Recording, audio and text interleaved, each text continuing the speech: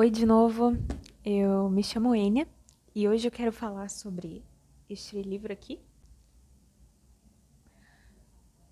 Drácula, um clássico, né, do Bram Stoker.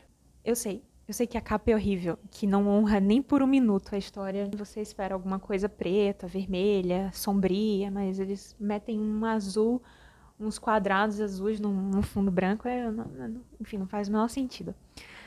Mas, então, falando sobre o livro. A história do Drácula, Conde Drácula, é inspirada num personagem histórico, tá? Numa pessoa real, que se chamava Vlad Tepes. A galera que assistiu Castlevania vai saber quem é. Ele viveu entre 1431 e 1476 e era conhecido como Vlad o Empalador. Ele era um comandante militar e chefe de estado da Valak, que é uma província da Romênia. Ele tem esse nome Drácula por causa do pai dele, que é o Vlad II, que entrou para a Ordem do Dragão na época e ganhou o nome de Vlad Dracul Tepes.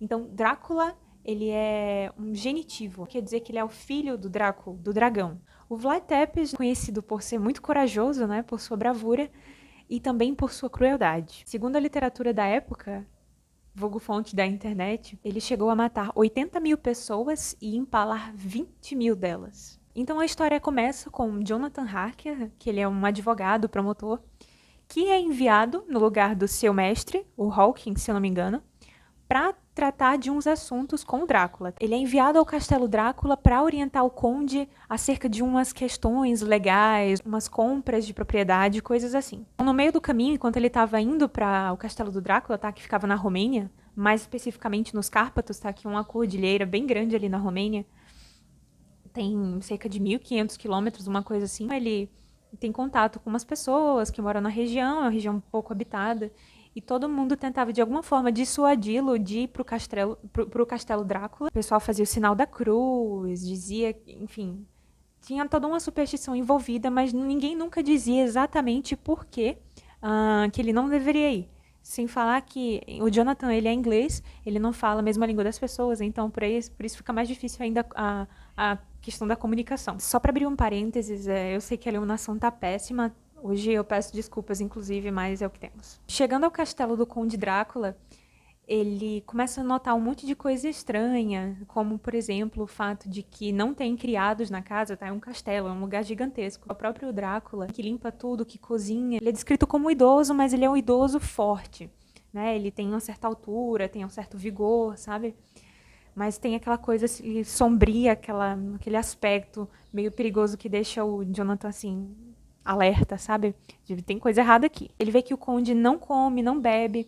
Sempre que tem uma refeição, ele diz, não, já comi. Ou então, tô sem fome. Se ausenta durante o dia e à noite é quando ele tá mais ativo, que ele conversa mais com o Jonathan, enfim, que ele consulta o Jonathan acerca daquelas coisas legais lá que eu tinha falado anteriormente. Em pouco tempo, o Jonathan começa a perceber que ele é uma espécie de prisioneiro ali. O conde não fala explicitamente, mas ele percebe umas ameaças assim meio veladas, portas fechadas, sabe, sempre insinuando, e ele não deixa o conde suspeitar das inquietações dele, porque ele acredita que isso vai ser pior ainda e que aí já era para ele.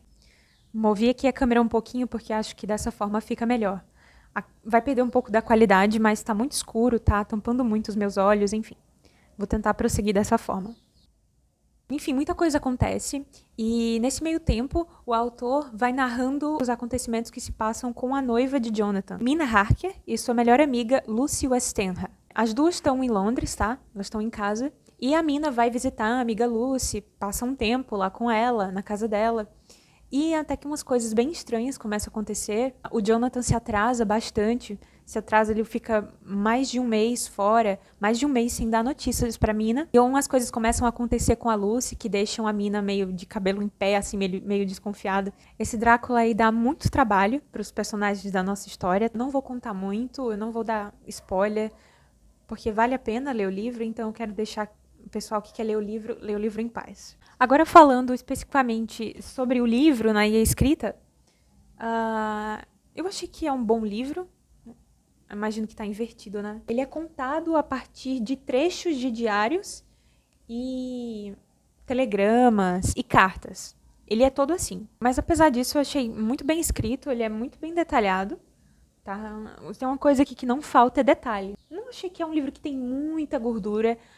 Ao meu ver, por ser uma história antiga, foi escrita no século XIX, né? E também a história se passa no século XIX. Algumas coisas ultrapassadas, que poderiam ter sido cortadas, mas tudo isso é perdoável por causa da época que foi escrito. Minha opinião é de que o Bram Stoker escreve muito bem. Ele faz os seus pelos eriçarem, sabe, nos momentos certos. Embora não tanto quanto alguns terrores da atualidade. Né? Como eu falei, se passa numa época muito distante da que a gente vive. Então, muitos elementos que na época causavam muito terror, para os dias de hoje é fichinha.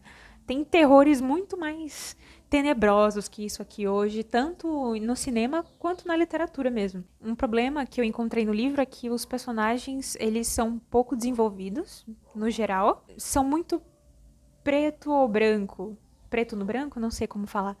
Os personagens ou eles são completamente maus, ou eles são completamente ruins, sabe? Não tem aquele cinza, não tem aquela característica ali intrinsecamente humana. Então, são os personagens simples, ao meu ver. Tem algumas pontas soltas também. Por exemplo, se para um vampiro entrar numa casa, ele tem que ser convidado pela pessoa. Ele não pode invadir, e porque em alguns momentos ele chega de fato a invadir. A história não explica. Ou então, se o vampiro ele consegue influenciar a mente das pessoas, embaralhar os seus pensamentos, por que é então que ele precisa da sua autorização para entrar na casa? A sua autorização, ela não é uma coisa voluntária concedida por você.